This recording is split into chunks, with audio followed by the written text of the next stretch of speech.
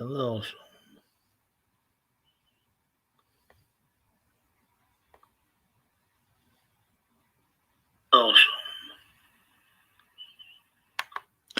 All right. So, anyways, I know I was a little slow getting started there. So I see there's at least one other person here. I hope you're having a good day today. And of course, they just left. All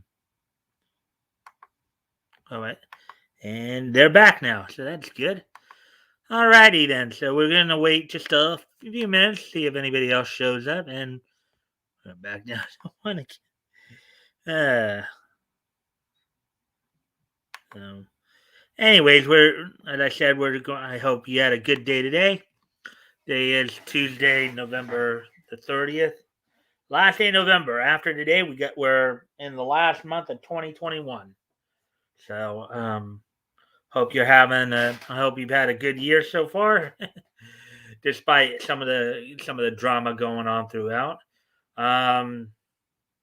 Like I said, we're gonna wait a few minutes, give a few more people a chance to show up. I hope you're doing well.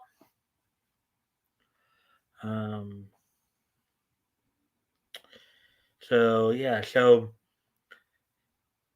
okay, so today not as busy a day for me. Got up, went got my energy drink, and then came home. Actually, did some prep work for Friday's show, as well as looking ahead to what I'll be covering, in terms of the historical comic retrospect over next month or so.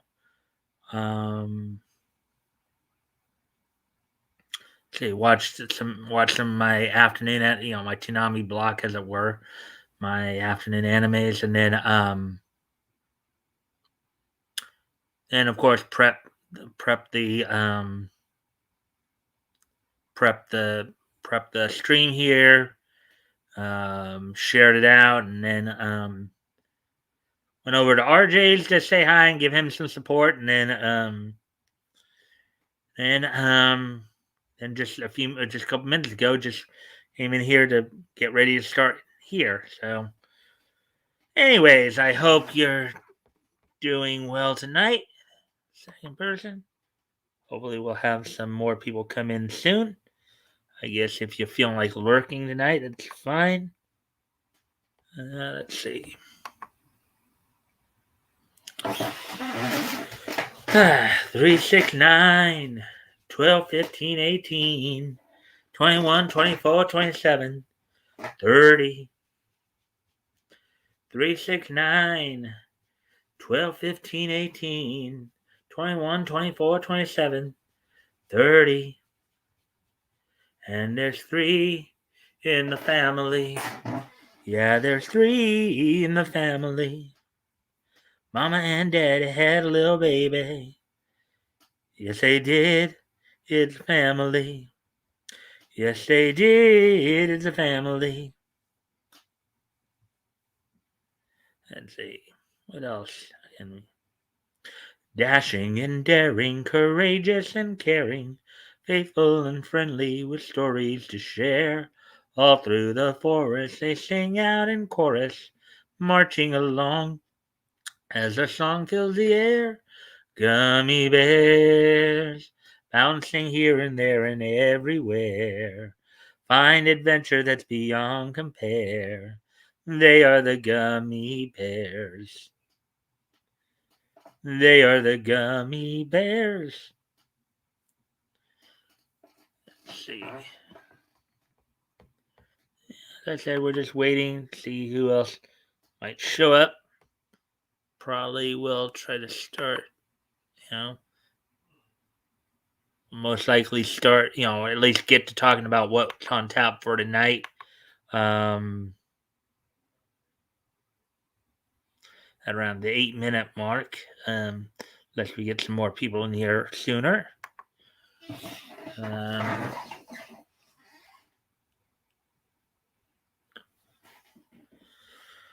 Hopefully you're doing well.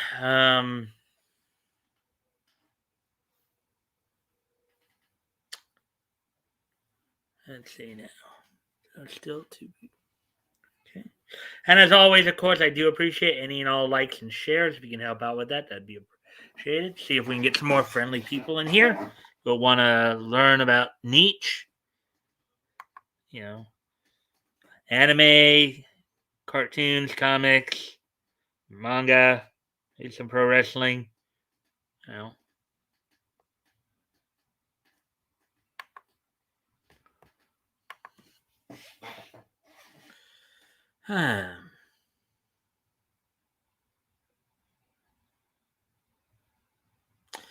Yeah, well, Christmas is, of course, around the corner here. I know I'll probably at some point will be watching one of my all-time favorite Christmas specials when it comes out. Yogi's First Christmas. I think there's only been like maybe at most at maybe right around 5 times that I've missed that special in my whole lifetime. So let's see, 6 minutes. Hmm.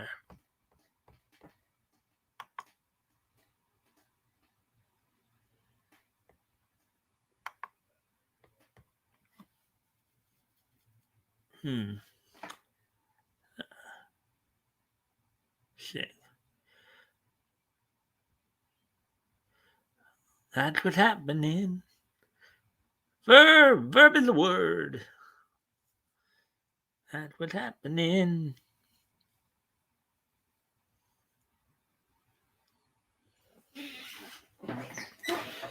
Let's see.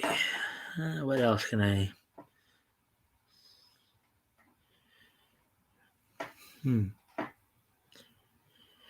The Simpsons. Now we have 3 people. Hello, third person. Happy to see you. Hopefully your day's gone well. As always, if you can like and share the stream and see if we can get some more friendly people in here, that'd be very appreciated. Probably be getting started pretty soon here. In fact, I might as well just start now because now we got like 3 people in here, so I got at least a bit of an audience here. So here's what's on tap for tonight. We have 9 stories I'm going to go through. 1 comics related, one kind of cartoon related, and the other 7 are anime related. Among the stories include one of Reddit's co-founders is going to be investing into a publishing company that has creator-owned focus. Also, Netflix has recently launched a Saturday morning lineup mix show. I guess harkening back to the 80s and 90s. And among the anime news items include some Bleach trailer, Common Riders expanding popularity, some of the best drama and fantasy anime out there of 2021, among other things. So, without any further ado, I think I'm going to go ahead and get started now. Let's see. And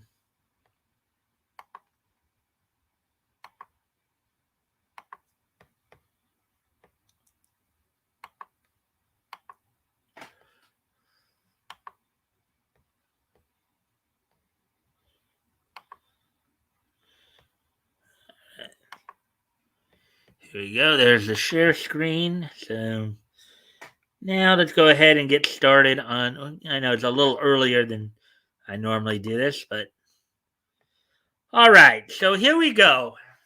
And of course, how to get rid of this thing because it's blocking our way to the article. Let's see now. And of course, feel free to comment if you have anything you want to say about the article or story within. And it looks like they left me. Okay. Anyways, Reddit co-founder invests in new comic publisher with major creator-owned focus. A new comics platform named Zestworld emerges with the support of big names and investors, including Reddit's Alexis Ohanian. Article by Jeremy Bloom, published 10 hours ago. Oh, look at this. Okay. Some interesting artwork here, at least. Zest World, a new subscriber based digital comic book platform, has been announced with the backing of a number of industry professionals and investors, including venture capitalist firm 776, which was created by Reddit co founder Alexis Ohanian. Chris Gilberti, wonder if he's any relation to Glenn Gilberti, aka Disco Inferno. That'd be interesting. Let's see.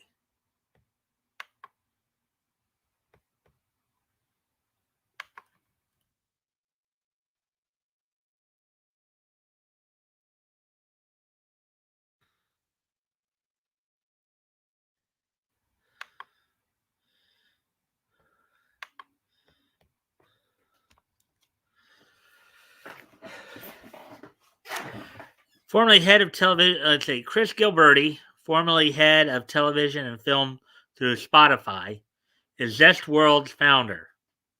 In an interview with the New York Times, Gilberti called the comic industry, quote, broken for creators, and it's broken in publishing and TV and film.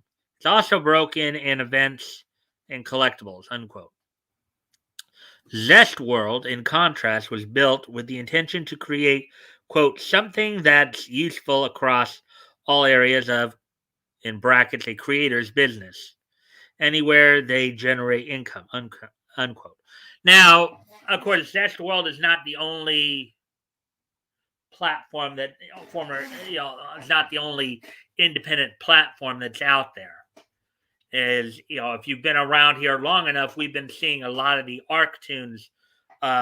We've been covering a lot of the ArcToons roundup, from Archaven Comics, from Vox Day and Chuck Dixon, and they've had a pretty successful run with their product as well. So, you're going to probably be seeing, as the mainstream comics keep digging in their heels to push woke agendas. Hello, second person. Glad to see you back. As the mainstream comics are going to continue, as they continue to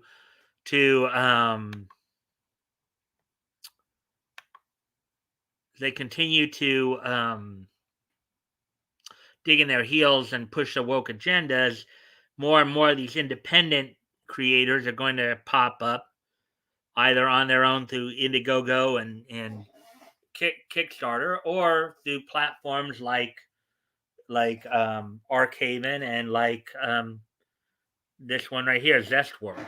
So let's see. Okay.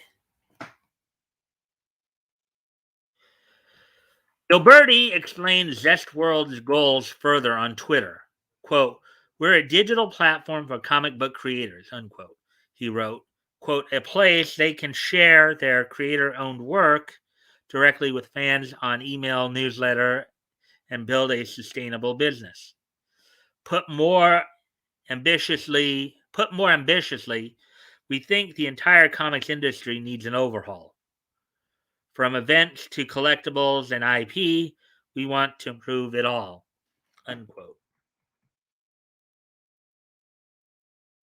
Ohanian said he was a lifelong comics fan and throwing his support behind the new platform, quote, started from a place of personal passion.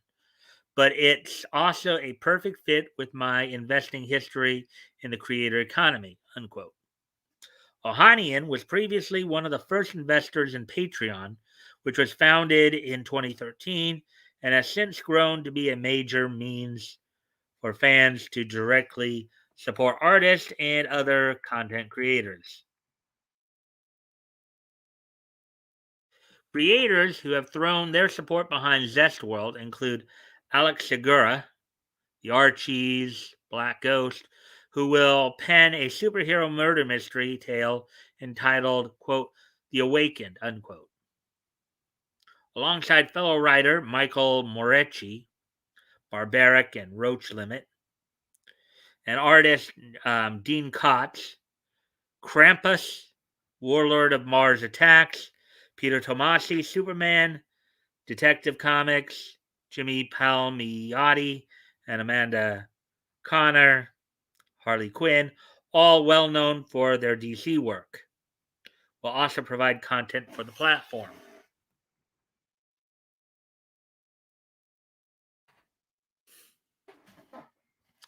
Zestworld's reveal comes at a period where a myriad of comic book creators have stepped away from mainstream publishing companies to seek alternative methods of delivering their work to readers.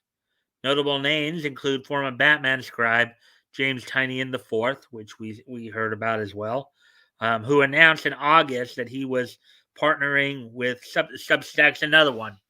You got Zestworld, Substack, Archaven, Arctunes, to deliver creator-owned comics to the platform, which was previously known only for its newsletter services. Jim Zdarsky, Daredevil, Spider-Man Life Story, has also become a major presence on Substack, while Scott Snyder, Batman, Dark Knight's Death Metal, has teamed up with Comixology to produce a line of creator-owned books under his Best Jacket imprint, or Best Jacket Press imprint, excuse me. There we go. So there's that story. Now we got a flurry of comments here. Hello, everybody. Thank you all for being here. If you guys can like and share the stream so we can get some more friendlier people in here, that would be very appreciated. Let's see what you guys have been saying since you got here. Yeah, we got, what, 3 people? It says 3 people here, but I think we got more than 3 people. Hey, Mike. Hey, Leto. Sorry I'm late. Hey, you're here, so I'm glad for that. Getting swamped with moving. I'm just glad you made it, Leto. Hi, Leto. Moving? That's always a big job. Oh, with all the, yeah, probably with all the luggage and all that you have to lug around. Yeah, it is. Especially since I live on the second floor level. Oh yeah, when you're living on a second floor of an apartment building, that, or any floor above the ground level, it's probably not an easy floor to get by with. Do either of you guys have a couple of AAA batteries? No, I don't. Sorry, buddy, I don't. Let's see. Moving to a third floor. Got a few things loaded up for the move. Oh, so you're moving up a floor, huh? That is quite a pain. It's probably got to be a bit of a pain there. Nope, I don't. What for? Hey, Charlotte, let's see. Hey there, Leto. I called a refrigerator.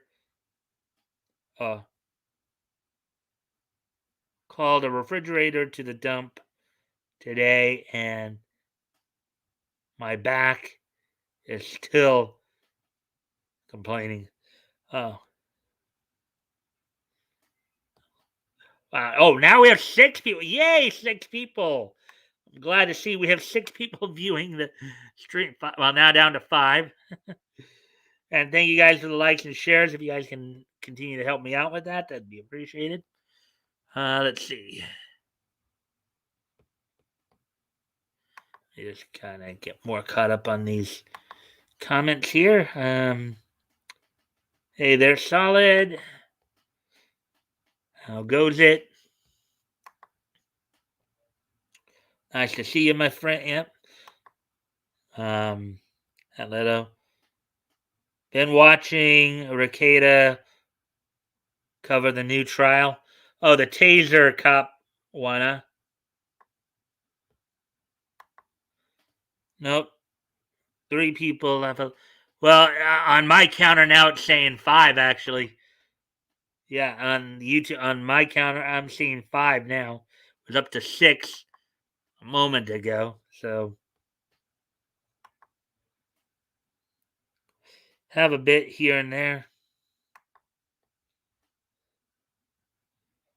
Guess Nick's trying to retain his new normie viewers. Drexel may have scared away. Uh,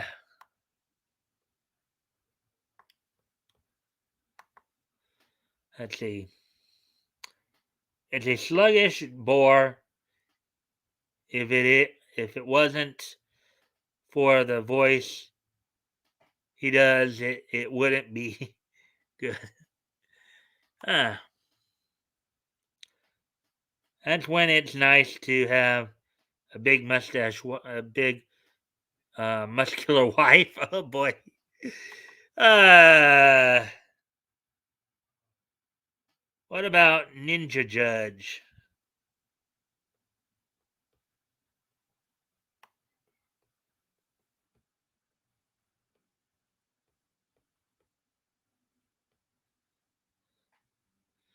Hmm.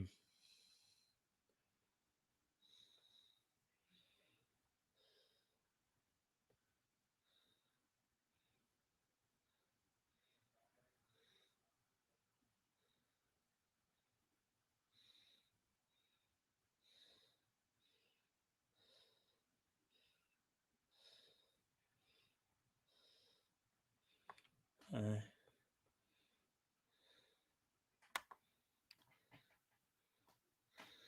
hey, toys.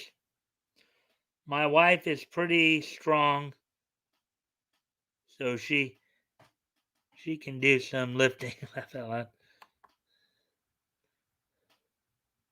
Ninja Judge. Laugh out loud. Yeah, as soon as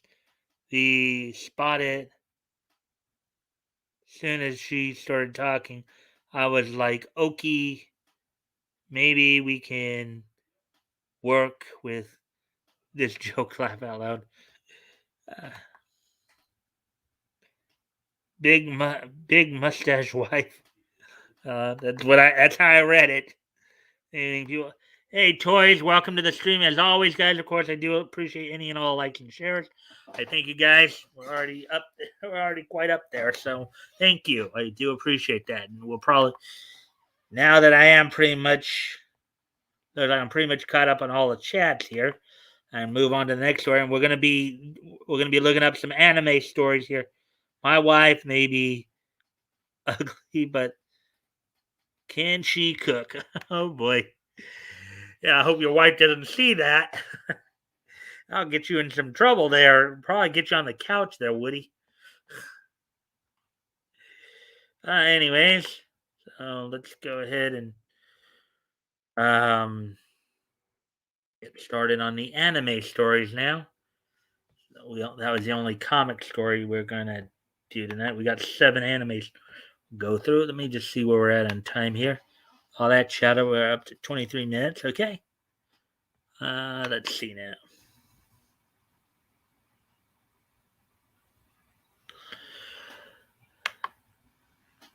Have a loud Woody. No.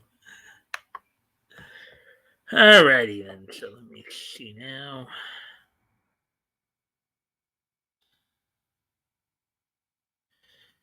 All right, so let's see. Was this? Yeah, this was the first one, I believe, of the anime that anime stories we're gonna look at here. Alrighty then, the best anime series of fall 2021 is the one you didn't watch. Heike Monogatari. As I recall, Monogatari I think means like story or fable in Japanese. Likely won't ever become a classic in the eyes of most anime viewers. However, that doesn't make the show any less beautiful. Article by Christy Gibbs, published 15 hours ago.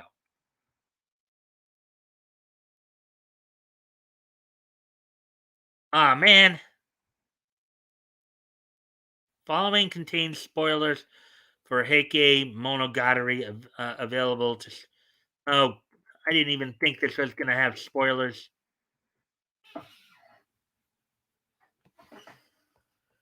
I hate that.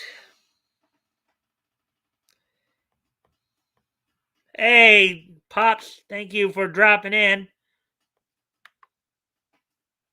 Hey, yo, drop in the like, share, and all. All right, thank you, Pops. I do appreciate that.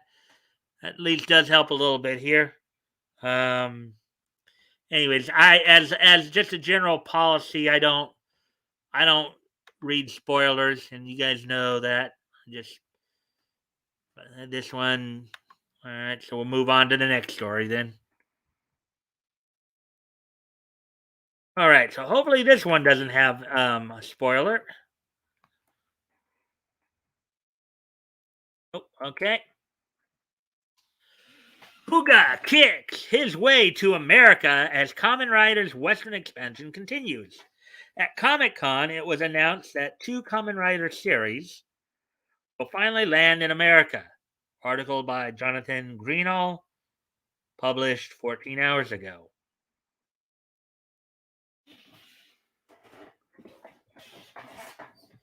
Kamen Rider has been delighting tokusatsu fans ever since the first series hit screens in 1971.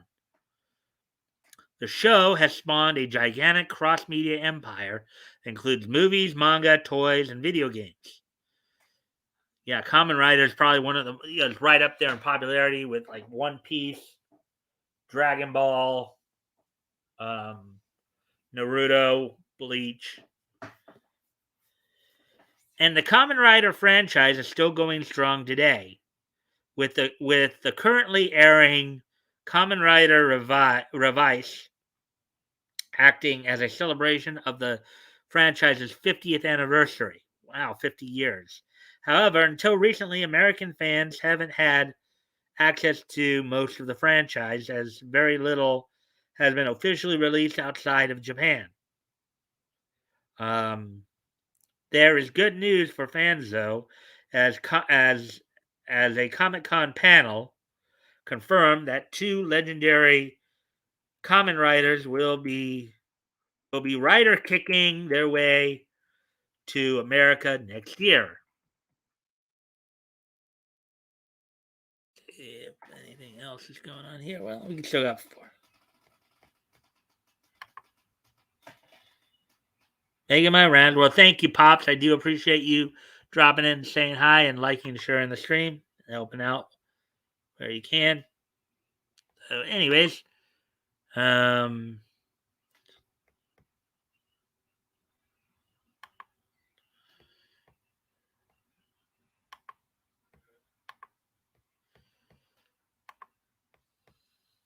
with that, at the Comic Con special edition event, there was a panel called Kamen Rider 50th Anniversary and Beyond. This panel featured two massive announcements. The first was that Stonebot Studios will be bringing an English translation of the long-writing Kamen Rider Kuga manga to America. First launching in the pages of Heroes magazine in 2014, the manga now spans 18 volumes, the newest of which comes out this month. Part of this manga's appeal is its all-star production team. It is written by tokusatsu legend Toshiki Inoue, illustrated by Hitotsu Yokoshima, the man behind Battering XX and Akuto ACT.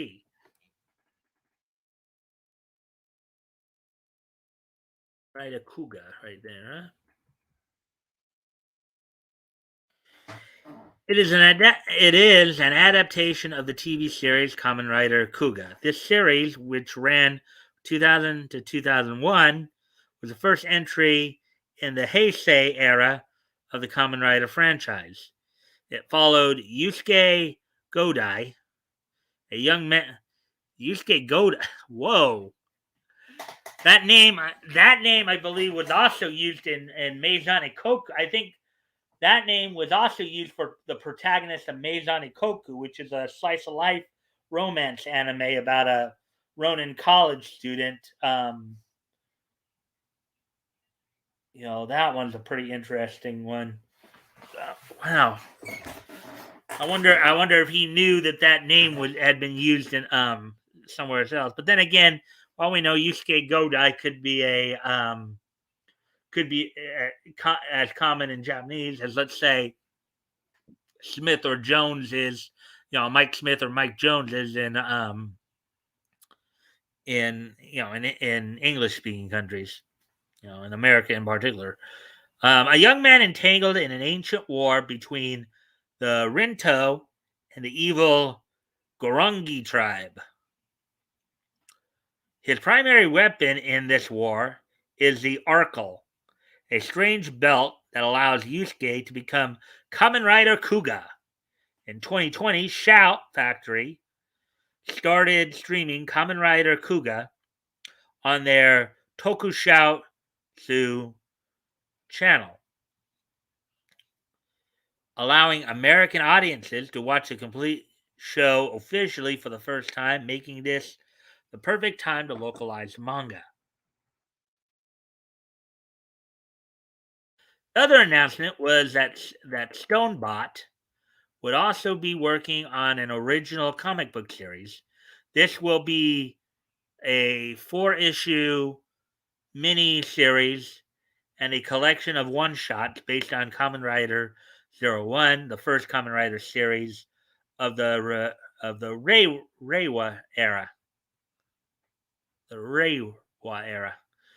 This series was broadcast in 2019 and 2020, and it was set in a world where advanced AI robots called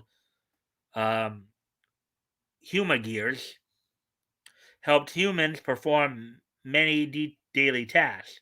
However, when a cyber terrorist group starts hacking and corrupting the Humagears, it is up to the new and slightly unwilling CEO of Hiden Intelligence, Aruto Hiden, to stop them. This announcement is fitting as Shout Factory will start streaming Kamen Rider 01 on their Tokushoutsu channel in January 2022.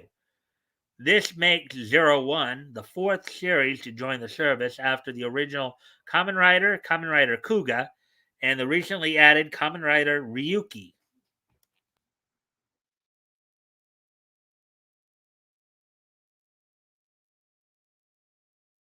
All right, continue reading there. Let's see how we're doing here. I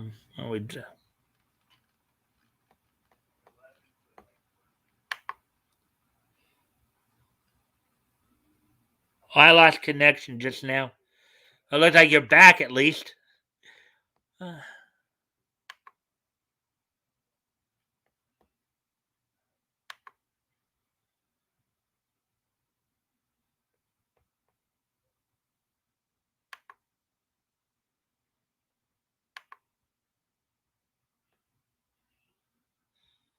right. So, anyways, as we continue on with the article here, also another Comic Con special edition event saw the American premiere of the Kamen Rider 01 real time movie. This is a theatrical spin off movie set after the final episode of the main series. Kizarudo and his allies, Yua Yaiba and Isamu Fua, stuck in a race against time as they only have 60 minutes to stop S, a terrorist who wants to bring about the end of the world. It's interesting sometimes what they'll do to bring about villains. So you got a villain here named S. Then you had a character in Death Note called L. That's kind of interesting. Anyways.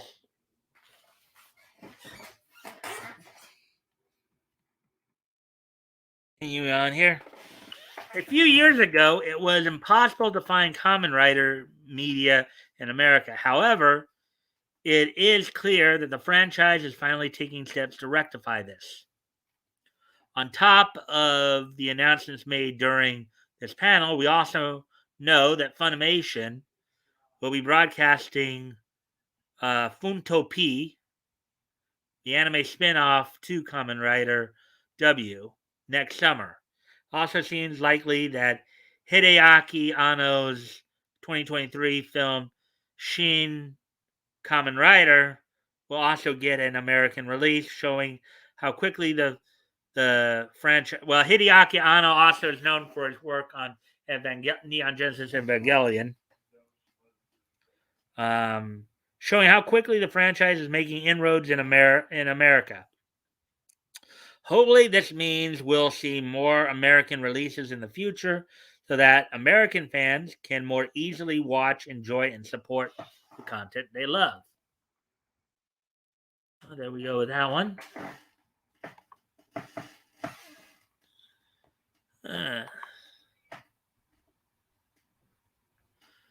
All right, so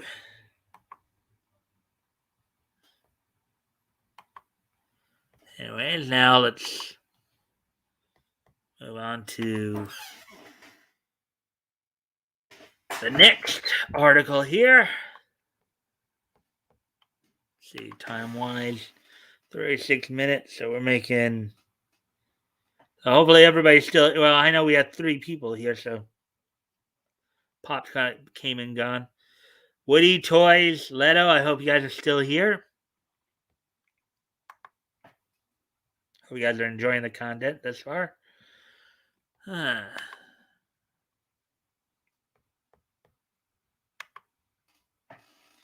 Anyways, Mike, how have you been?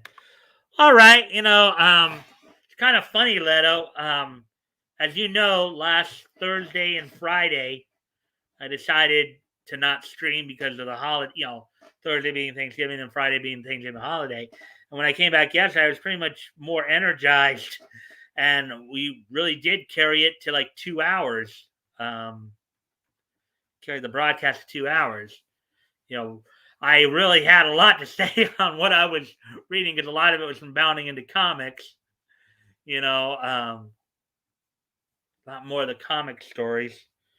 More or less, everything's fine. I mean, I've been eating up a lot of leftovers from Thanksgiving, so pretty much, I hope you're doing well as well. Anyways, let's get to this next article then. I bet. Oh, actually, I'm going to unshare the screen for a moment because I got to show you guys something. This past weekend, I walked 2.5 hours to a Target store because I needed to get a new belt because my old one was pretty much falling apart on me. So here, look at here, right here. Here's my belt right here. It's a new belt that I just bought the other day at Target. So that's one of the things I did this past weekend. My Thanksgiving was had to work. Yeah, it's always a bummer when you have to work on the holidays, isn't it? Anyways, let's get ready to get back to the articles here.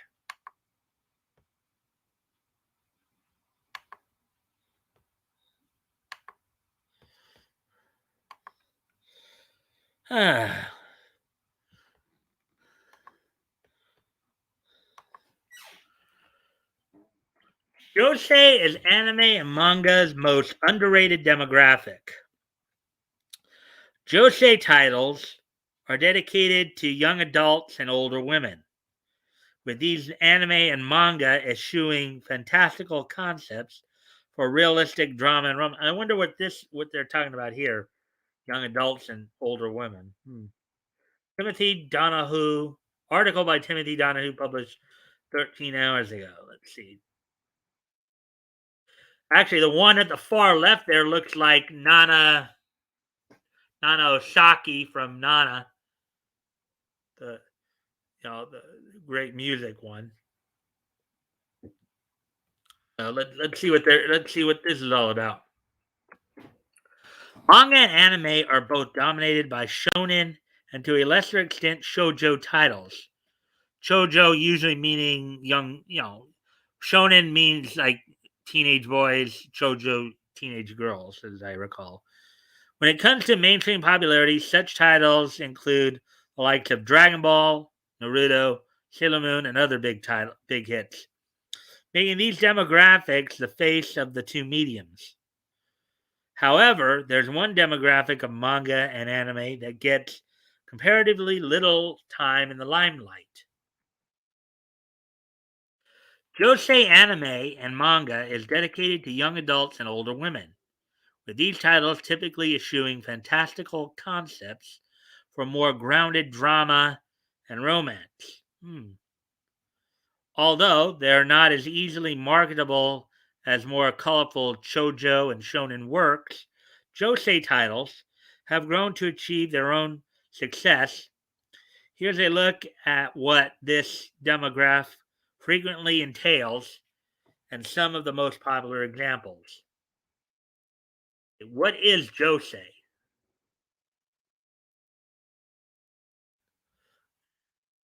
Hmm. Kind of recognize that from somewhere. Can't think of where. Anyway, as mentioned, Josei works typically. Um, as mentioned, Josei works typically target um, an older female audience, late teens to adults. Okay, focusing on more realistic situations and concepts as opposed to supernatural or paranormal element. Excuse me a moment, guys. My dog's barking. I got to see what's going on outside. I'll be right back here. I'm also hearing some rumbling for some reason, but I'll be right back.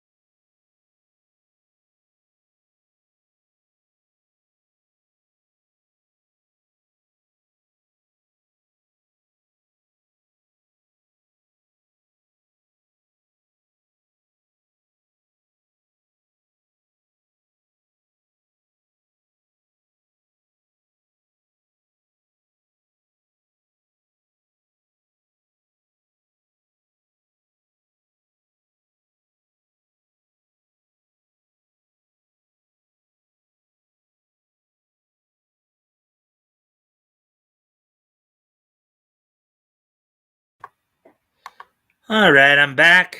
Let's see.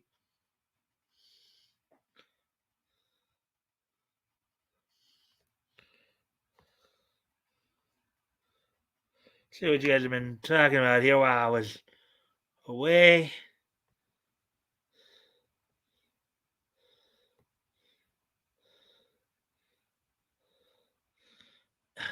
Oh boy.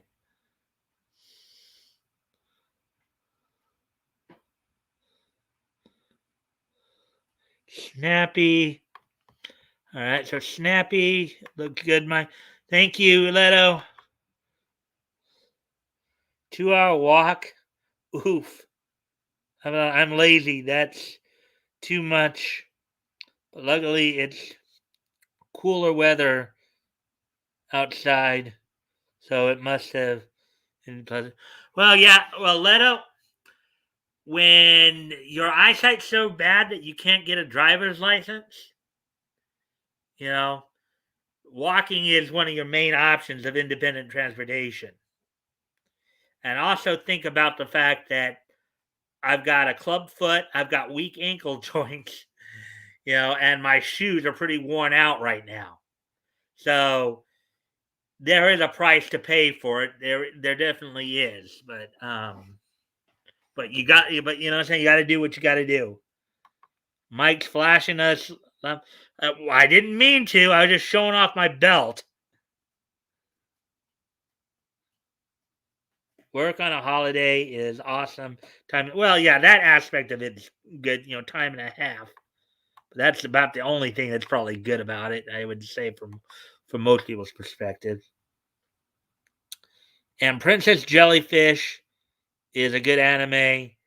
If you haven't seen, I've actually seen it, and yeah, I would agree. It's interesting. Art's kind of interesting too. Um, hey, toys. Let's see. Yeah, only reason I didn't bleep about it. Gonna need the money to break our current apartment contract to move into this new one.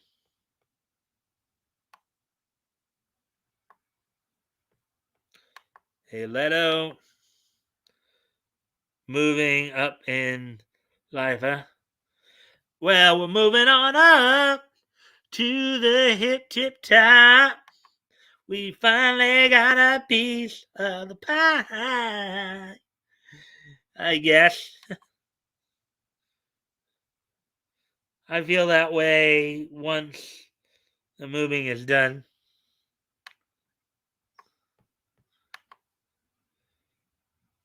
You be positive.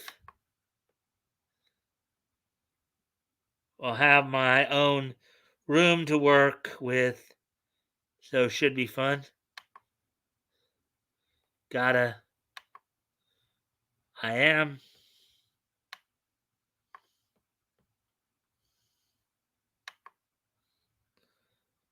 How have you been, toys?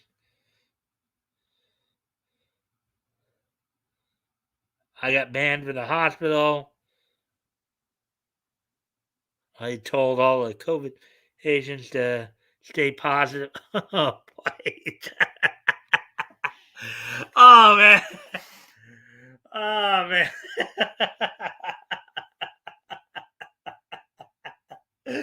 While you were at it, toys, did you also tell the AIDS patients to stay positive? Oh man. Oh boy.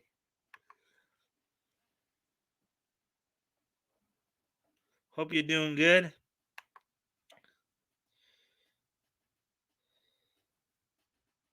How TF?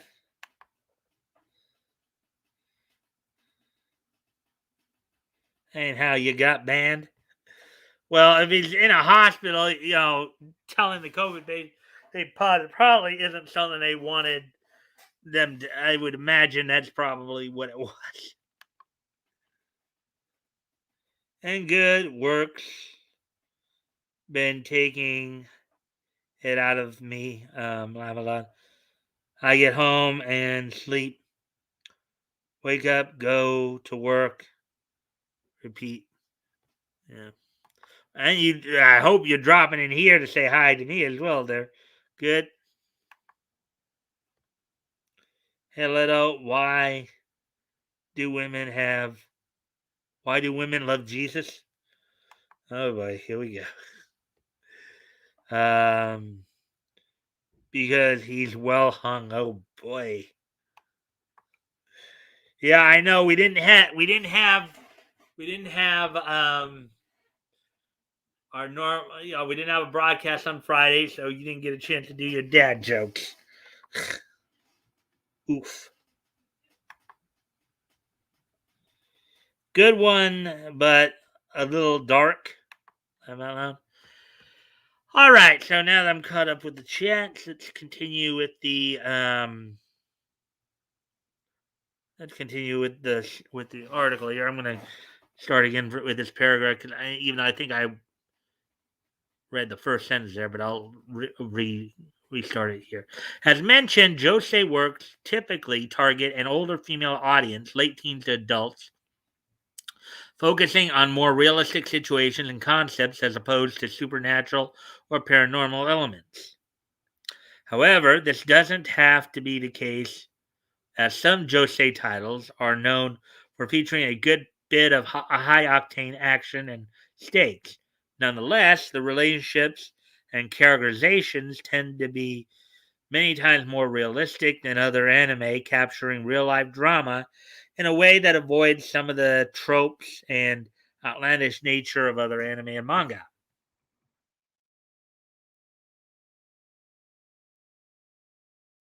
These books were originally more general audience,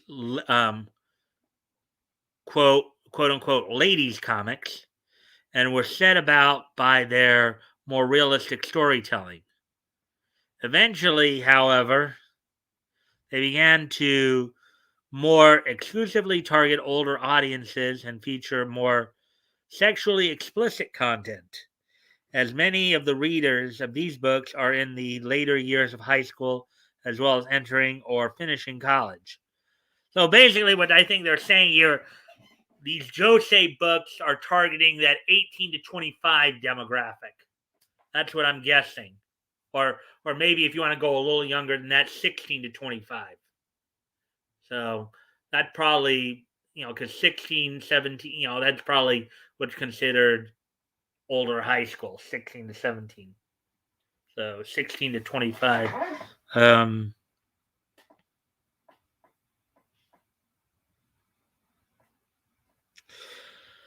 the casts are usually in the same age ranges and have to navigate increasing complexities of life. This can include romantic relationships, parenthood, and even harsher topics like addiction and abuse. Yeah. And I think, and I know that Leto mentioned Princess Jellyfish, which I think would fall into this title. Nana is another one that I guess would fall into this title. Even Meizani Koku would fall into this. I think would fall under this category as well. So,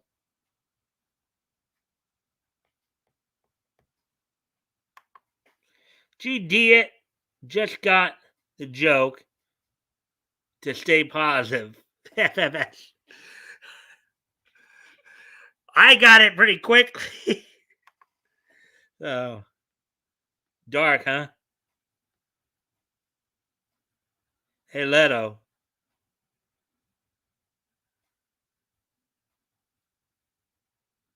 What makes sad Sal jump?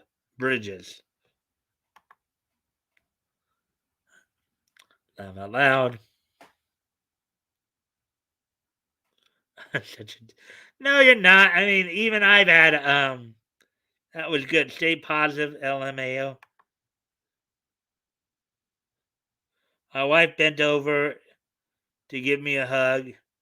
I started saying, ow, ow, ow. She stood up and was like,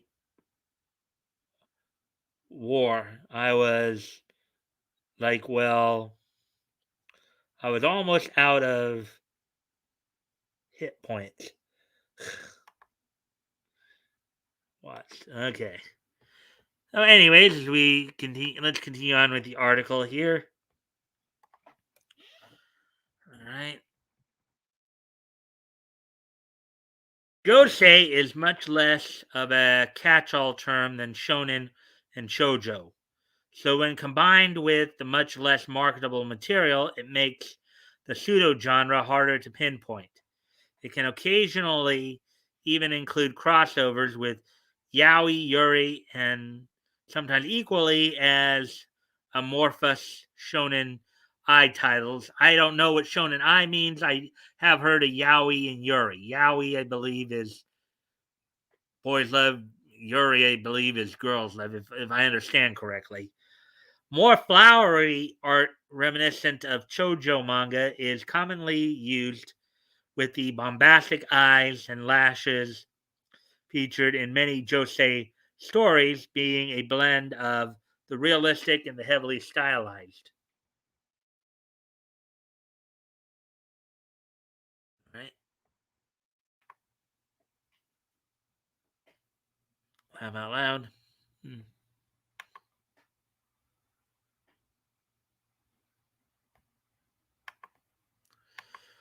The best josei manga and anime.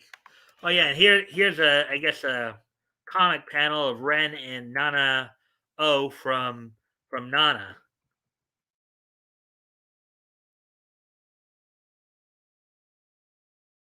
That kind of punk rock duo right there.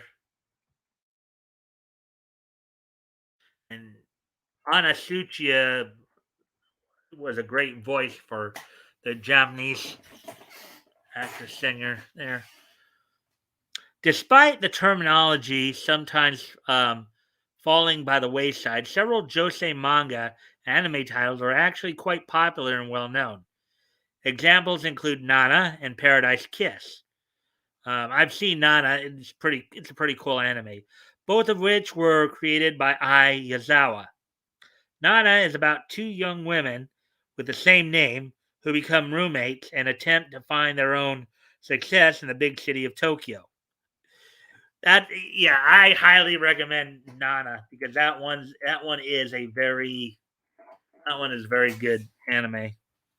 Paradise Kiss is about a high school senior who's discovered and made into a model, and it's become relatively popular in several countries outside of Japan. Both series received not only an anime but also live action movies, with the Nana series being available to stream on High Dive.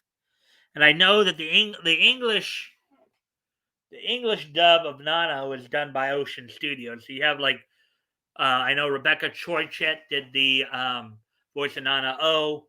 Nana Komatsu was her English voice was Kelly Sheridan. Um, yeah, like Brian Drummond, Matthew Erickson, Andrew Francis, all also involved in that. So.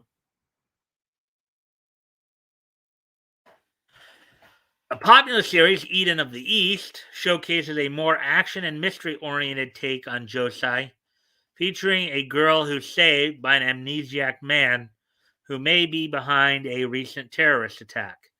That one's pretty good too. Had some good music to it. I know Funimation did the dub of that. And I know Todd Habercorn did the English voice of the main protagonist. Um, it can be found on Crunchyroll and Hulu, with individual episodes available to purchase on Amazon Prime. Other josei shows and manga that have come somewhat into the mainstream include Princess Jellyfish, which of course Leto was talking about earlier. Usagi Drop, Usagi meaning bunny, and card game series Chihaya Furu.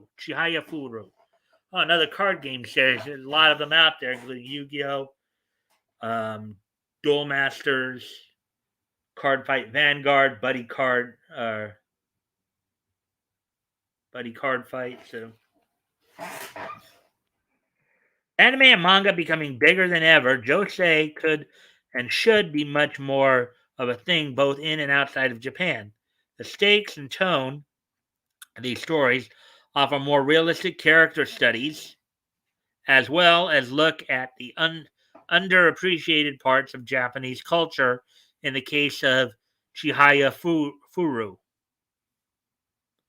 This title brought more popularity to the game of Karuta in Japan, showing the huge influence of anime and manga.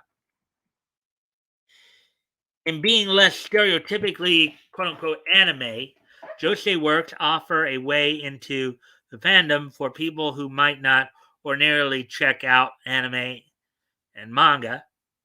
These stories also appeal to the casual viewer a lot more, offering a more organically feminine source of storytelling.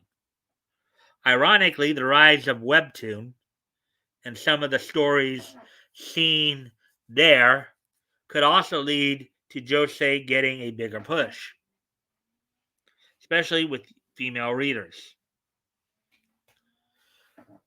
Hopefully, more examples of josei hitting it big through streaming services could help the demographic to finally grow out of the shadow of the more youthful counterparts. Basically, what they're talking about, shonen shoujo.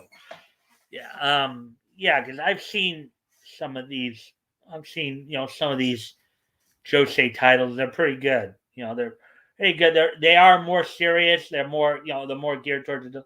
And I was kind of thrown off here when they were talking about these being targeted for older women, because here in the States, when you're saying something's targeted towards older women, you're usually talking about like people who are well beyond the age that they're talking about here, like 40s, 50s, 60s. But what they're talking about is older young women, like who are like basically latter high school, early college. As I said, these josei titles seem to be catered towards the 18 to 25 age demographic. So that was a very interesting article to read through. It's kind of a fun one to look at that kind of get a little bit more info on that particular genre. Of course, I didn't even know that's what they called those particular titles, but as the saying goes, you learn something new every day, right?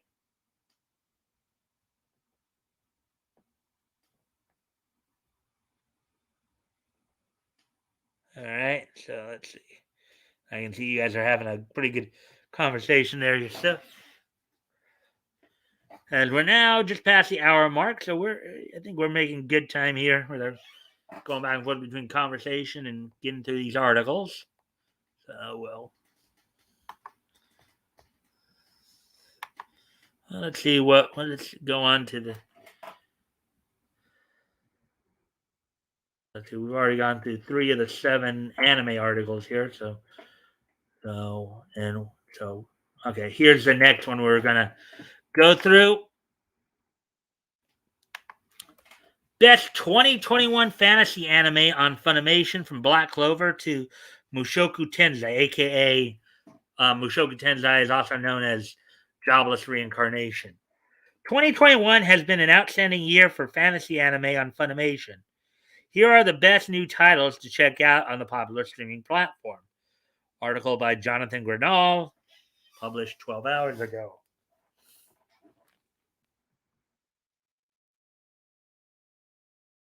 On the far left there, that's Asta from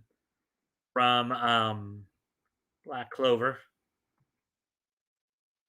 2021 has been a great year for fantasy anime. Not only have a load of popular titles returned for new seasons, several new shows were with really unique ideas have also hit screens, showing how powerful and versatile the fantasy genre remains.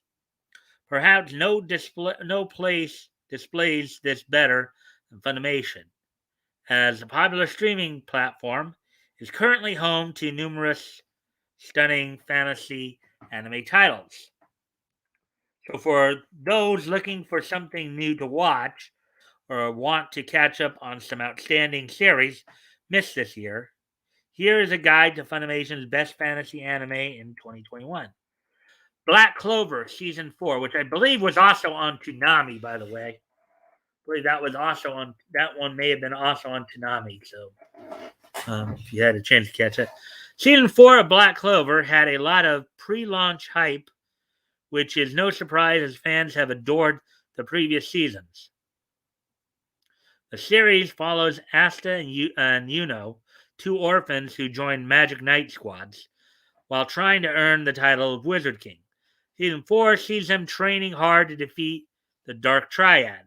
Yes, this was, yeah, I was right. This one was on Toonami as well. A group of possessed mages who run the nearby Spade Kingdom through the power of fear. However, while on this mission, they learn some uncomfortable truths about the evil devils, their plan, and their own origins. A case study of Vanitas.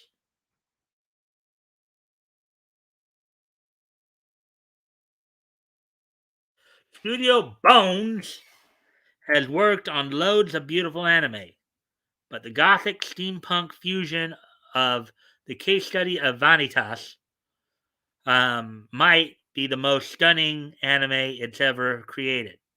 Set in 19th century Paris, Vanitas follows Noe Archiviste, who is attacked by a crazed vampire.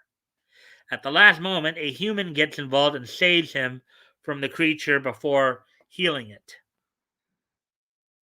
This human is revealed to be Vanitas, who says he has the book that Noe has been searching for, the Book of Vanitas. He promises Noe he can cure the entire vampire race of the sinister disease that makes him crazed, but Noe is unsure if he can trust such an enigmatic gentleman. Interesting story there. Ranking of Kings. I saw a headline on this one a few days ago.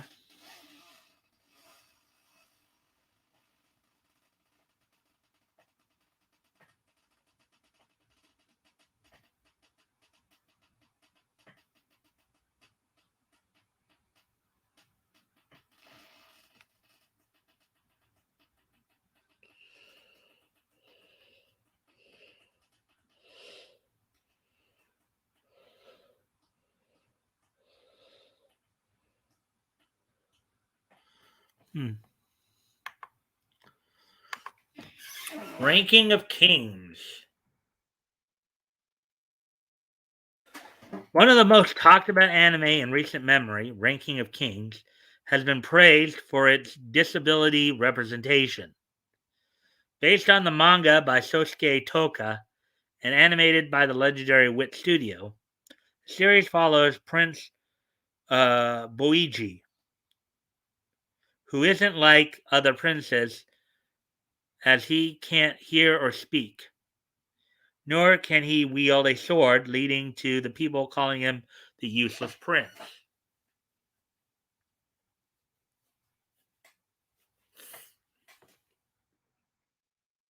However, Boiji refuses to let this stop him and aims to become the best prince Anyway, when he meets a shadow creature called Kage, the Japanese word for shadow, the pair strike up an unlikely friendship.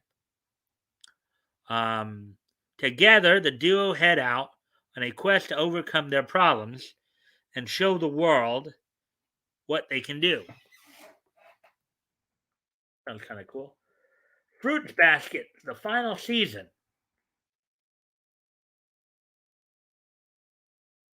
One of the most anticipated anime seasons in recent memory, Fruits Basket, the final season, is the third season of TMS's Entertainment's reboot of Natsuki Takaya's legendary Fruits Basket manga. When Toru Honda's mother passes, she finds herself homeless and living in a tent. However, when she's discovered by the Soma clan, she meets Kyo, Yuki, and Shigure, and is convinced to move in with them. Soon after, Toru soon learns her new housemates have a big secret. Whenever they are hugged by someone of the opposite gender, or when they're weak, stressed, or embarrassed, they turn into animals from the Chinese zodiac. This revelation turns Toru's life upside down and draws her into a mystery that stretches back for millennia.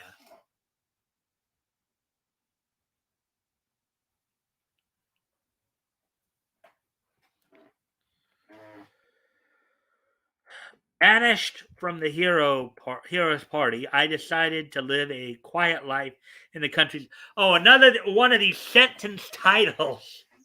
These have been coming out more lately. The past 2 or 3 years here, you've had these anime titles that are like full on sentences, right? Banished from the hero's party, I decided to live a quiet life in the countryside. Let's see what this one's about here. A fantastic twist on the usual fantasy tropes. Banished from the hero's party, I decided to live a quiet life in the countryside. Follows Red, who used to be part of an adventuring party meant to defeat the raging demon lord. But after being betrayed by a member of the group, Red decides to call it quits and sets up an apothecary. Apothecary is basically kind of a clinic pharmacy. I think they specialize more in like herbal remedies and natural healing as opposed to what we would call like more scientific um, pharmaceuticals. In a small frontier town, while he enjoys the quiet life, Red soon finds peace isn't permanent when someone from his past walks into the shop. Featuring beautiful animation by Wolfsbane and Studio Flat. And I don't believe that's the mutant from Marvel Comics, by the way. Banished from the Heroes Party, his delightfully unique take on fantasy adventures. Hmm.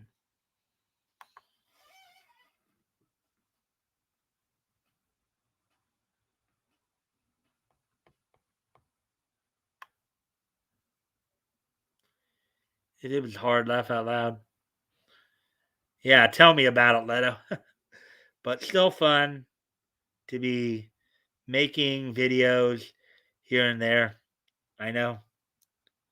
Very true. It is. It's just time I don't have much of it right now. I'm out loud. My dog just snuck just snuck my hot dog. I'm out loud. Can't even be mad. All right. So, anyways, we will continue on with this.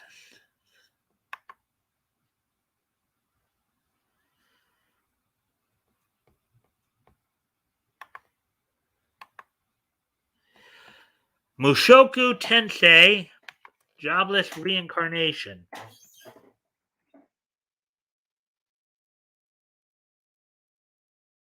Isekai genre may be extremely crowded, but Mushoku Tensei, also known as Jobless Reincarnation, stands out from the pack due to its excellent writing and Studio Bind's extraordinary animation. When a 34-year-old Japanese NEET's parents pass away, he becomes homeless, and it seems life can't get any worse. Now, as I explained last night when we saw a similar article on this, a NEET in Japanese terms is not in education, employment, or training. Um, However, in traditional isekai fashion, the NEET gets hit by a truck and ends up in another world. He takes the name Rudius Greyrat and decides to use his knowledge from his previous life to make this one count for more. This new drive sends Rudius on an epic fantasy quest as he aims to do the things he never had the confidence to do in his previous life. So there we go with that one. Oh, we got up to 4 people now, so that's cool. Ah, make another. Got up to 4 people now, so that's good. And as always, guys, I do appreciate any and all likes and shares. If you can help out with that, that'd be appreciated.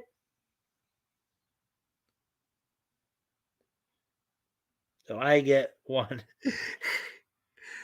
Alrighty then. So let's see if I can do this thing.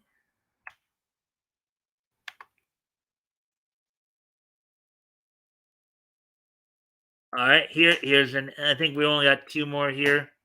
That one. And that one, I believe.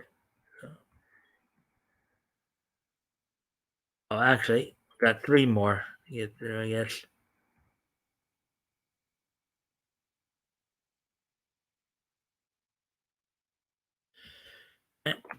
Bleach teases reveal. All right, so Bleach teases reveal of new anime season's opening. A new trailer and visuals for Bleach's upcoming anime adaptation of its final story arc are setting up to debut for Shonen Jump Fest 2022. Article by Lance Goes, published 8 hours ago. Let's see where we're at. 1 hour 16, so still doing pretty good on time there. That's smart. All right, so here we go.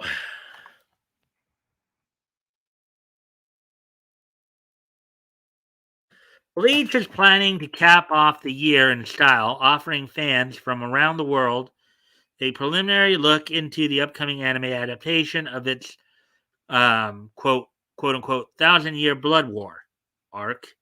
This Jump Festa 2022.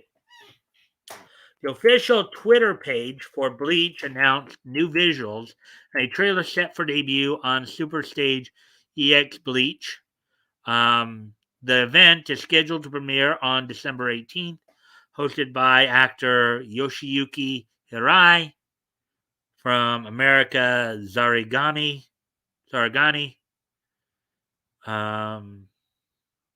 Weekly Shonen Jump editor Shu Murakoshi will also make an appearance alongside series voice actors Masakazu Morita, who is the Japanese voice for Ichigo Kurosaki, who, of course, is voiced by Johnny Young Bosch here in the States, here in America.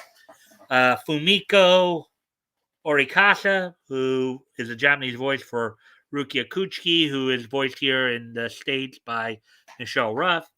And Noriaki Sugiyama, Yuru Ishida, who in the States here is voiced by Derek Stephen Prince.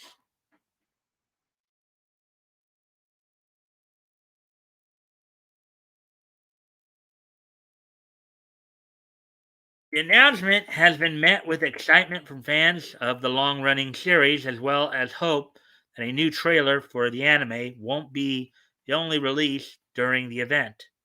There's speculation concerning the possibility of the Bleach manga after creator Tite Kubo published a new chapter to celebrate Bleach's 20th anniversary. Fans hope that Jump Festa 2022 will also provide perfect platform for the manga's official return to serialization. The original Bleach manga began publication in 2001 and concluded in 2016, running for 74 volumes. Its anime adaptation launched in 2004 and became one of the big 3 franchises of the industry. Together with Masashi Kishimoto's Naruto, and Eiichiro Oda's One Piece. Since its conclusion, it has received a spin-off series, Burn the Witch, centered on the witch duo Noelle Nihashi and Nini Spankole. Spankole.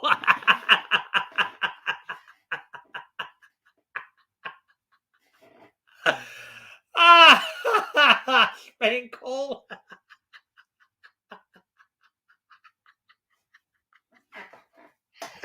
Oh my god, okay. I don't know if they even thought that.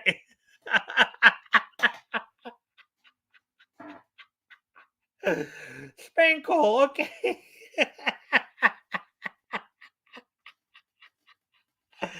I don't know if you guys caught that right there, but Spankle.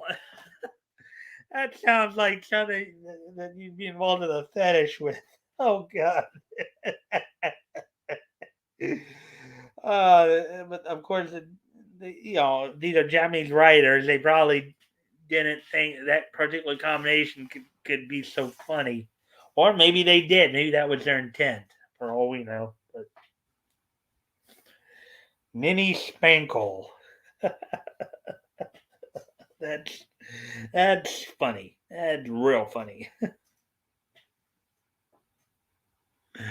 Oh boy, that was hilarious.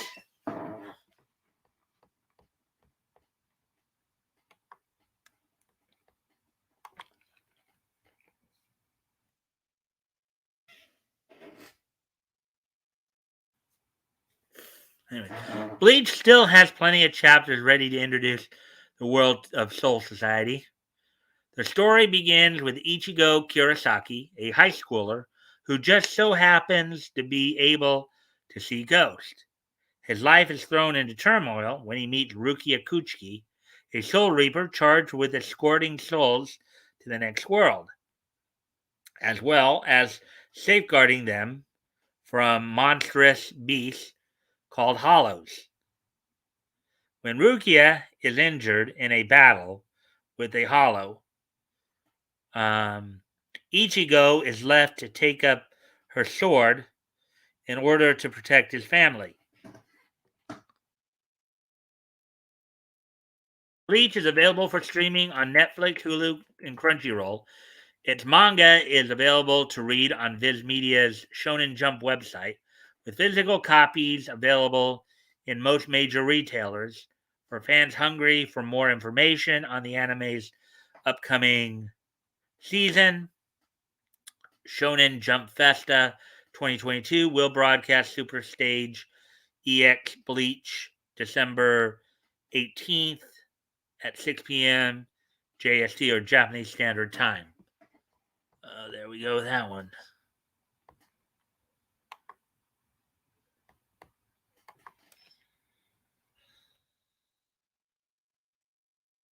All right. This will be our next story here. I think we got a couple more.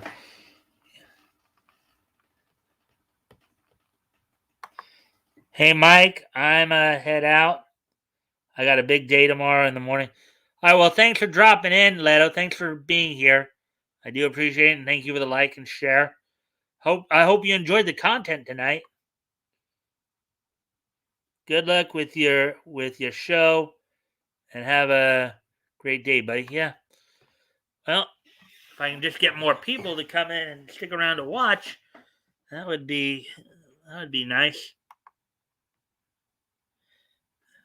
Anyways.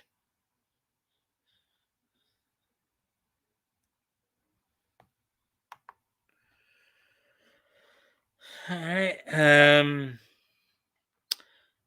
Let's see. Where are we at? Okay, so we're at hour 24. I better hurry along here then.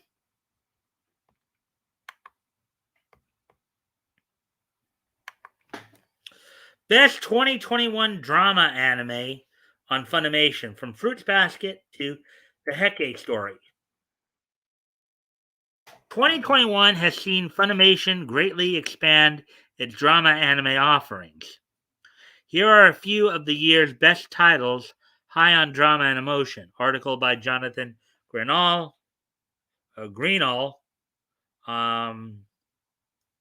published 5 hours ago.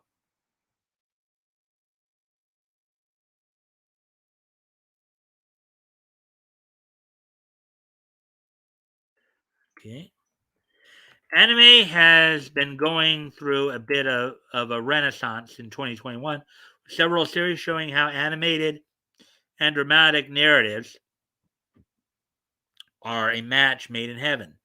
Funimation currently has some of the best drama anime available, so for fans looking for thrills and emotional excitement, here are the best ones to check out on the popular streaming platform. Fruits Basket, the final season, which we were just reading about in the other article, in one of the earlier articles here too. Fruits Basket follows Toru Honda, a teenage girl living a regular life until her mother suddenly passed away. With nowhere else to go, Toru ends up living in a tent. However, when her classmate Yuki Soma and their cousin Shigure find the tent, Toru is convinced to move in with the Soma family. Once there, Toru quickly learns the Soma's family secret when she witnesses Kiyo Soma turn into a cat. Turns out that when members of the Soma family are weak, stressed, embarrassed, or hugged by the opposite gender, they turn into animals from the Chinese zodiac. However, this discovery causes Toru to become entangled in a millennia long conflict. Based on Natsuki Takaya's legendary manga, this anime was produced by TMS Entertainment, and it captures all of the manga's wonderful personality and drama. Sunny Boy!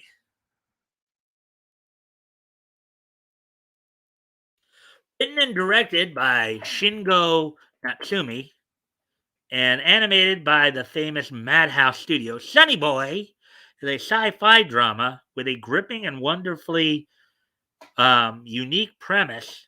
During summer vacation, a group of 36 boys and girls from Nagara High School wake up to find that both they and their school's building have fallen into an extra dimensional void. Oh, that sounds very interesting.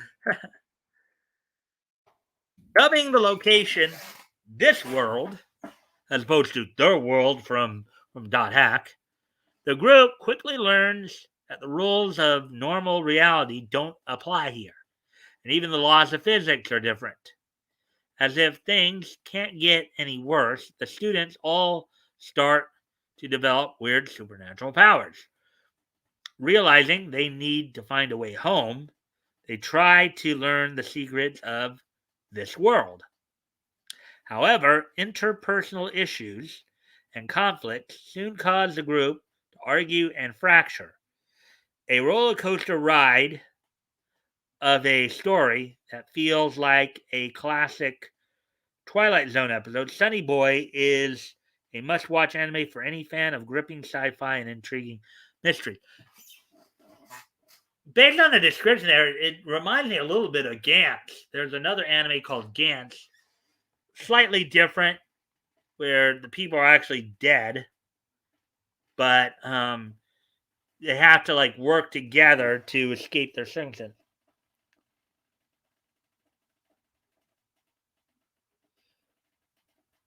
Night Leto, good seeing you, buddy. Yeah.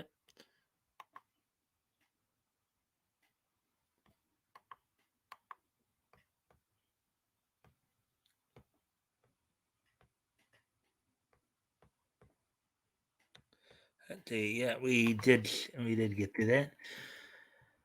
Megalobox 2, Nomad. I know the first season was on Toonami, like last year, I believe. Megalobox 2, Nomad, is an exciting blend of gritty sports drama and sci-fi, produced by TMS Entertainment and directed by Yo Moriyama. The story follows Gearless Joe, a talented fighter who lives in a dystopian alternative Japan where the rich and the poor are separated. To make ends meet, many turn to megaloboxing, a hyper-violent combat sport where people use robotic exoskeletons to make their strikes hit harder. Yeah, the proverbial Coliseum arena fights that the rich love to watch as they throw the poor people into like and revel in their own, and the rich like to revel in their misery, their pain. In the original Megalobox,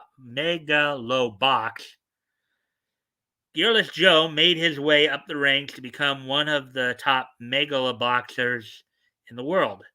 However, Nomad is set 7 years after Joe has fallen from grace. A fall has caused him to enroll in some underground fight clubs under the name Nomad, hoping he can win enough money to sate his drug addiction. Moriarty the Patriot, Part 2. Whoa! That's kind of a dramatic scene right there. A guy pointing a gun at his own head. Production IG's adaptation of Ryosuke Takuchi's manga, Moriarty the Patriot, was one of 2020's breakout hits, quickly gaining a massive fan base thanks to compelling characters and twists on classic Sherlock Holmes tropes. Part 2 continues right where the first part left off. In the late 19th century, Britain's culture was dominated by a rigid class system that allowed the rich to live in luxury while the poor lived in misery. They say misery loves company. We could build a factory on fake misery. Frustrated Incorporated.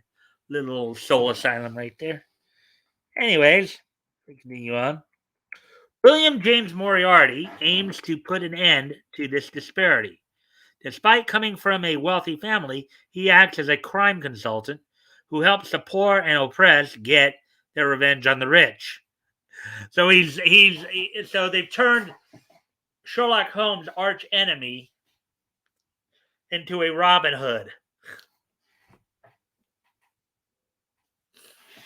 That's an interesting take on kind of putting two legendary stories together in a way,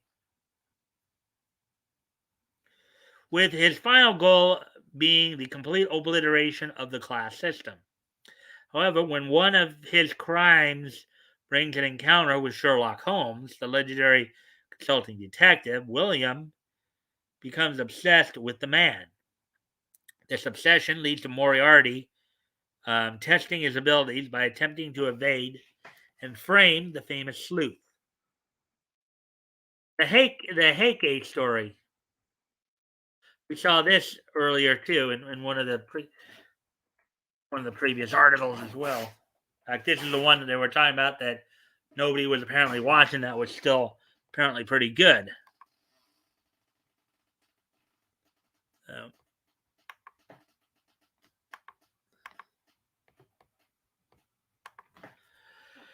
A Funimation exclusive anime, the Heike story, Heike Monogatari, has a fascinating origin based on Hideo Furukawa's modern translation of the 12th century historical epic, The Tale of the Heike.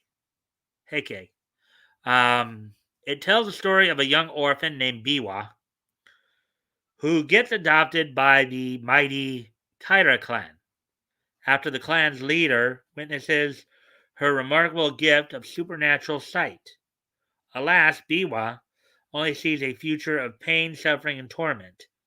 According to her, the suffering will trigger a complete collapse and destruction of the Taira clan.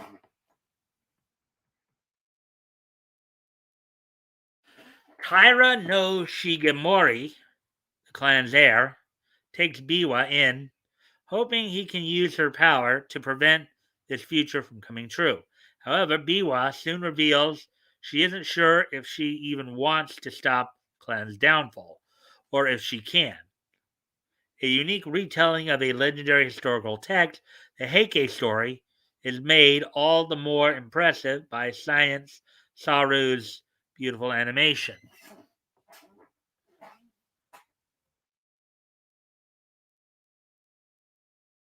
So anyways, so it translated as Heike Monogatari, the Heike story. There we go with that one.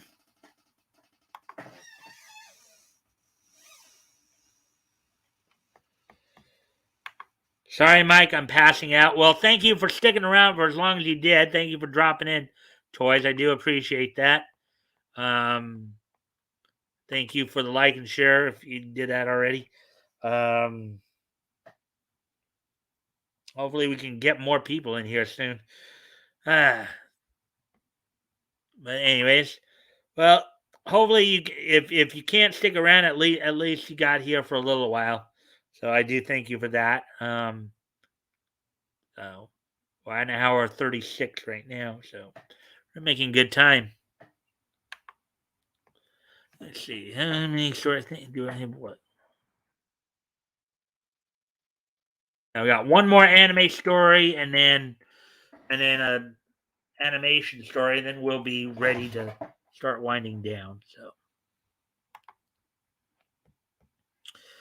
all right, 5 anime to watch for fans who loved Mushoku Tensei: Jobless Reincarnation. Mushoku Tensei is one of the best fantasy isekai anime released in 2021, as it will be missed here. As it will be missed, here are 5 other anime titles for fans of the series. Article by Jonathan Greenall, published 4 hours ago.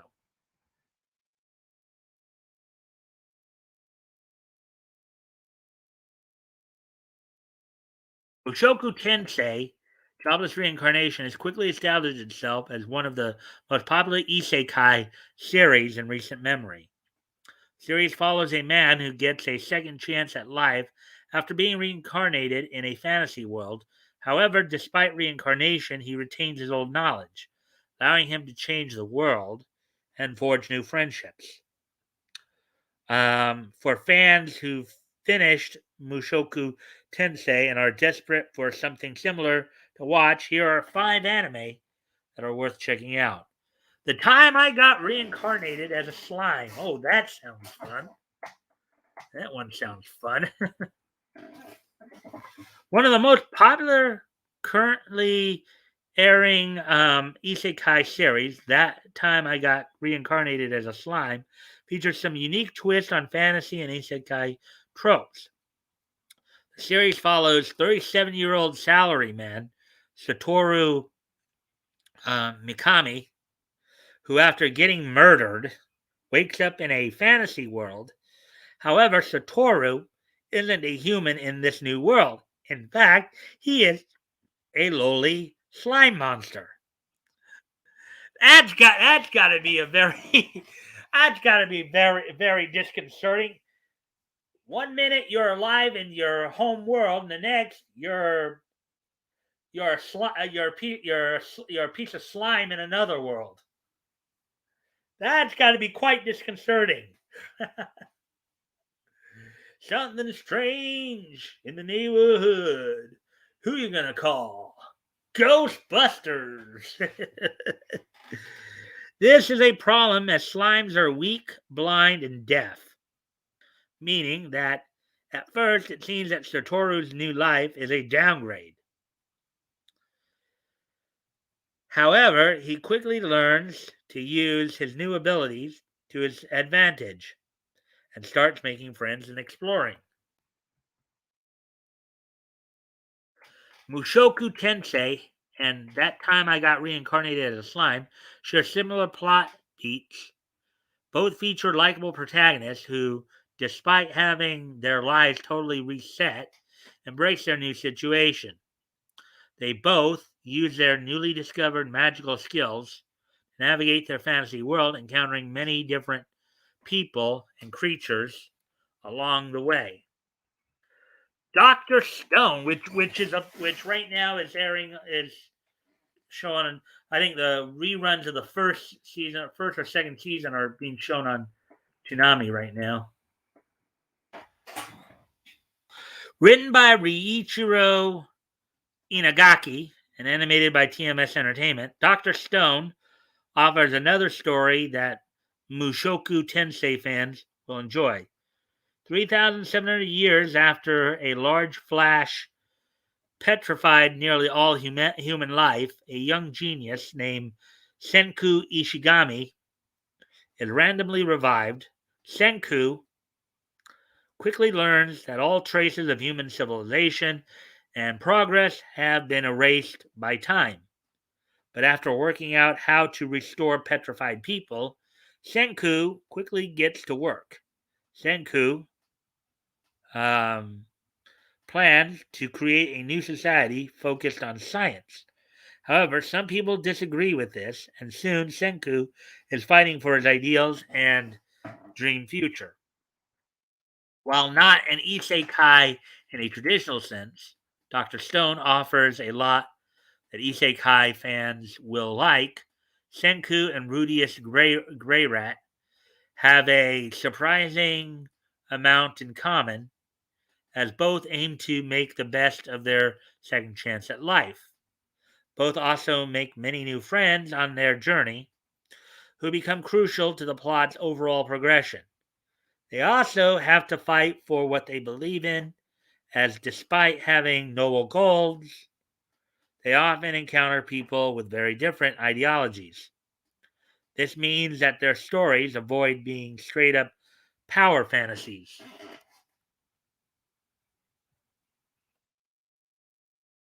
Let's see. Yeah, I guess I'm the only one still here, but I'm going to get through this no matter what.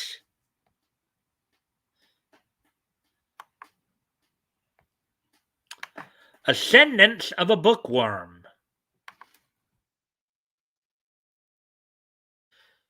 Based on the light novel written by Miya Kazuki,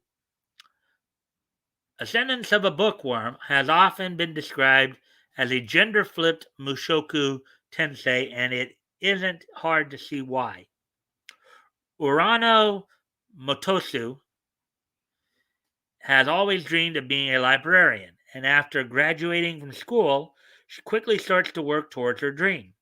However, mere weeks before she becomes a librarian, an earthquake hits, and Urano gets crushed under a pile of books. Whoa. She wishes to be reincarnated in a world where she can read forever with her last breath.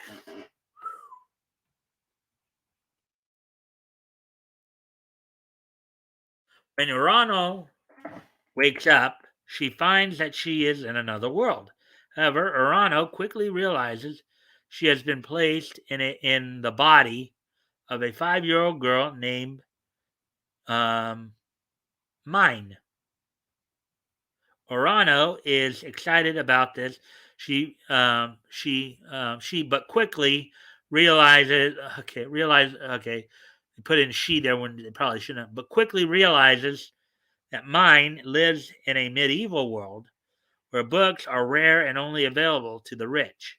However, unable to live in a world without reading, Mine decides to write her own books. Like Mushoku Tensei, Ascendance of a Bookworm, sees a likable protagonist using their modern knowledge to live the life of their dreams, reshaping the world around them in the process. However, Ascendance of a Bookworm is much slower and less action oriented than Mushoku Tensei. The Saga of Tanya the Evil. This one has been quite controversial in the time it's been around, in part due to its, using, World War II Germany as kind of the setting. Based on the light novel written by Carlo Zen, the saga of Tanya the Evil follows an atheist Japanese salaryman when he fires a subordinate due to their poor performance. The subordinate snaps and murders the salaryman. After death, the salaryman meets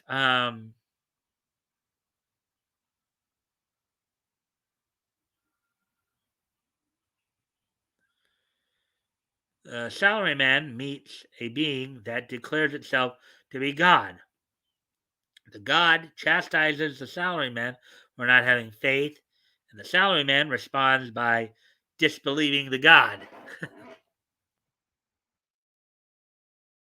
God then punishes the salaryman by reincarnating him in a world where he will struggle, hoping to force him to respect divinity. The man is put in the body of Tanya Degurashaf, an orphan who lives in alternative version of Imperial Germany.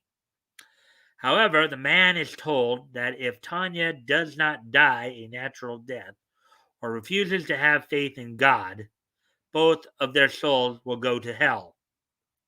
Thus, the new Tanya quickly acts to protect herself, not caring who she hurts in the process.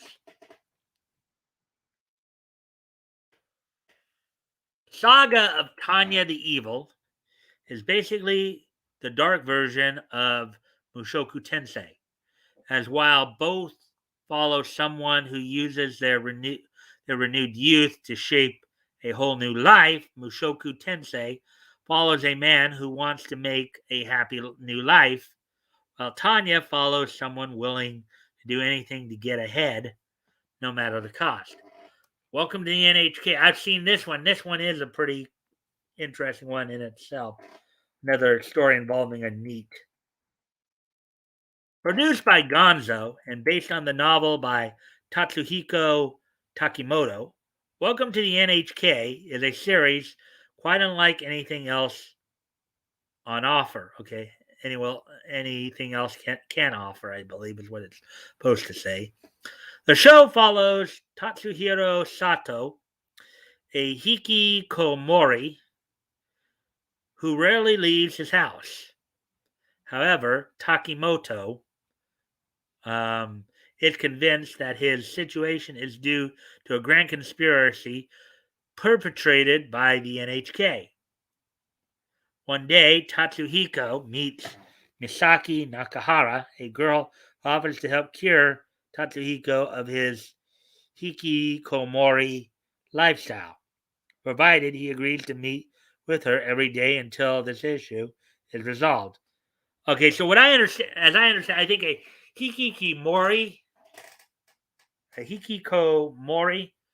is somebody kind of who seems to suffer from something like agoraphobia, the fear of leaving one's house, I believe.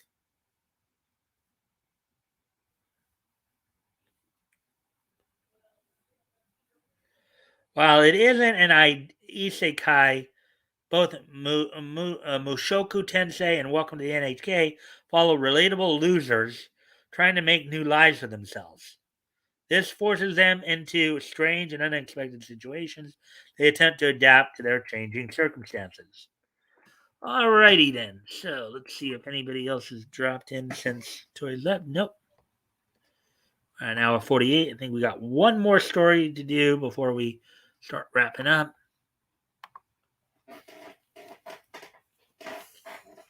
Actually, I've got to go off camera for a moment here. I'll be right back.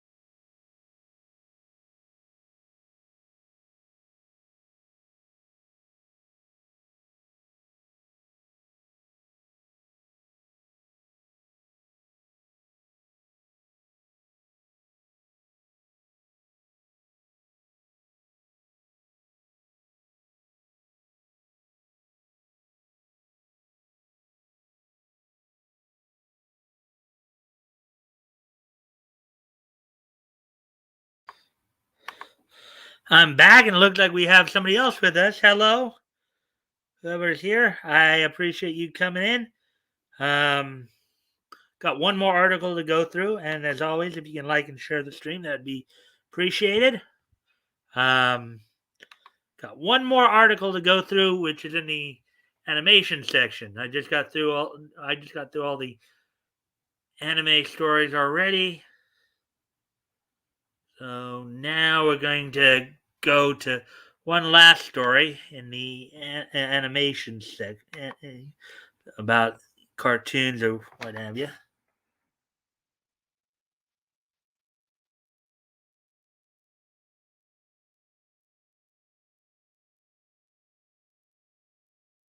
Here we go. This is the last story we're going to look at for tonight. So we'll be wrapping up here after I get done with this story. So Saturday Morning All Star Hits trailer is basically an 80s fueled fever dream. A new trailer for the Saturday Morning All Star Hits from Netflix and Kyle Mooney highlights the wacky world of 80s and 90s kids TV programming. Article by Andrew Lennington Noble, published 5 hours ago. Yeah, interesting stuff there. Saturday Night Live alum Kyle Mooney is moving to the daytime hours with his new Netflix hybrid live action adult animated series, Saturday Morning All Star Hits. A teaser trailer just dropped, and it is one breakneck affair. It first introduces two of the many roles Mooney will play on the series, blonde twin brothers Skip and Trebor. They announce they're the quote unquote new host of the show, and then the trailer launches into a rapid fire succession of very 80s and 90s themed clips. There's an animated dinosaur that looks very similar to Denver the Last Dinosaur, and an ad for a Mega Mitten from Nextronico, clearly a riff on Nintendo's Power Glove. After more quick clips from almost familiar animated and live action shows, a new report breaks in detailing two missing actors from the show's universe. Mooney appears often throughout in many roles, including quote unquote bad boy heartthrob Johnny Rash, who is connected to one of the missing stars.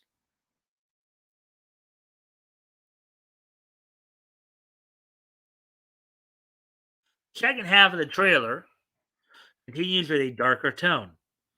The same animated dinosaur earlier stepping onto a railroad track as a train barrels toward it, and some signs of tension between the twin brothers arising. Another quick montage of animated clips, mostly featuring sports themed action and characters, rounds out the trailer. Finally, Mooney appears again, this time as a voiceover actor with a very 80s hair and mustache, promises, quote, "It all gets weirder from here, folks," unquote. So this sounds like a parody series, a parody essay, which I am not too keen on that idea. I am not too keen on that idea. So yeah.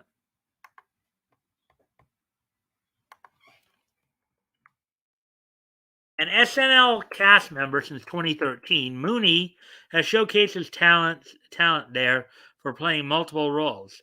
Along with his own creations, he has played tech celebrities like Amazon's Jeff Bezos and Steve Jobs, as well as famous 80s and 90s icons like Axl Rose and Joey Lawrence.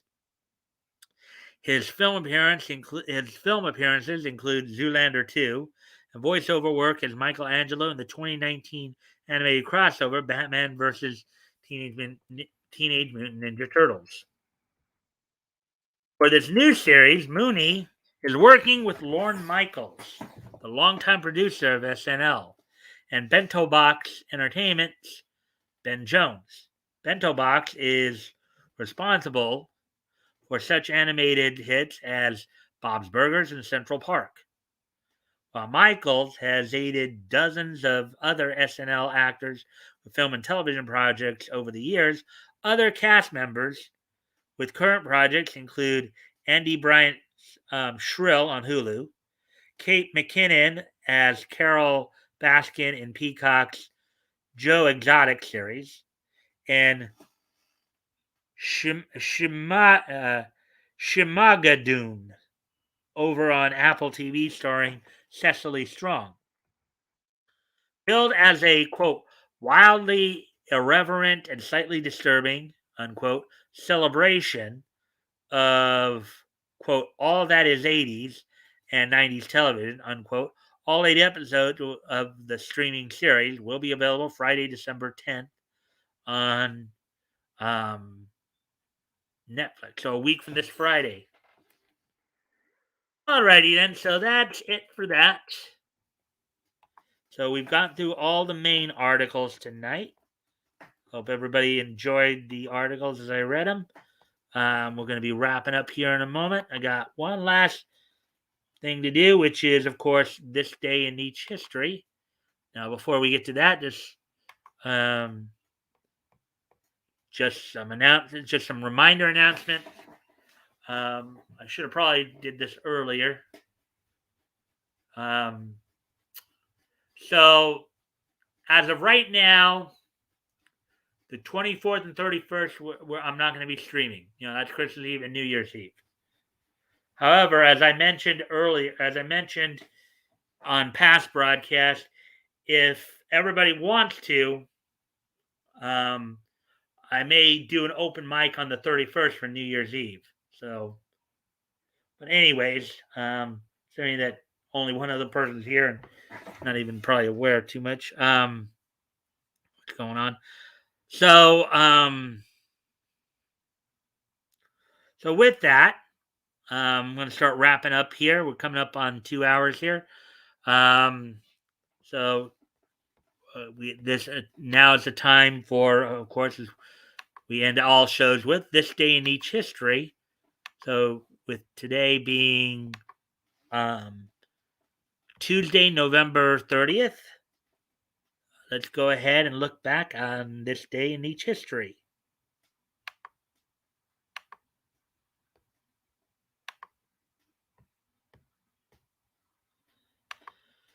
And the first stop we're going to do is going back 50 years ago today. Is on this date 50 years ago today, Jack Briscoe wins the NWA Eastern States title from Larry Hamilton in High Point, North Carolina.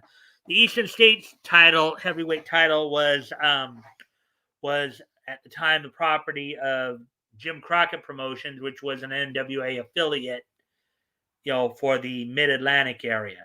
Of course, this was still during the time when Jim Crockett Sr. was still alive. He would pass away 2 years later, and his son Jim Crockett Jr. would take over the company and rename it Mid-Atlantic Championship Wrestling. But at this time, 50 years ago today, Jack Briscoe, who would go on to win 3 NWA World Heavyweight titles, won the NWA Eastern States title from Larry Hamilton. Larry Hamilton, who in some territories would be known as Missouri Mauler. He's also the brother of Jody Hamilton, more famously known as the Assassin. So, and of course, one half of the Assassins tag team. So, with that, we shall move on to the next piece in each history. We move ahead to 1991.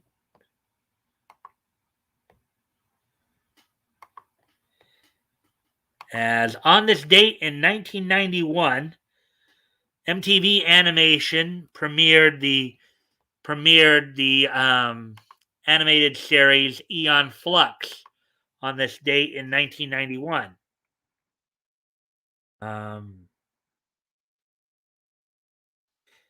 It was an American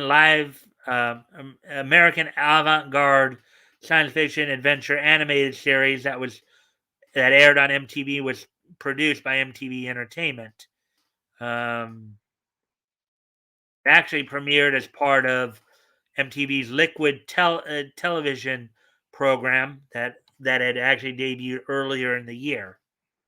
So on this date in 1991, 30 years ago today, the MTV animated series Eon Flux premiered on MTV. And finally, the last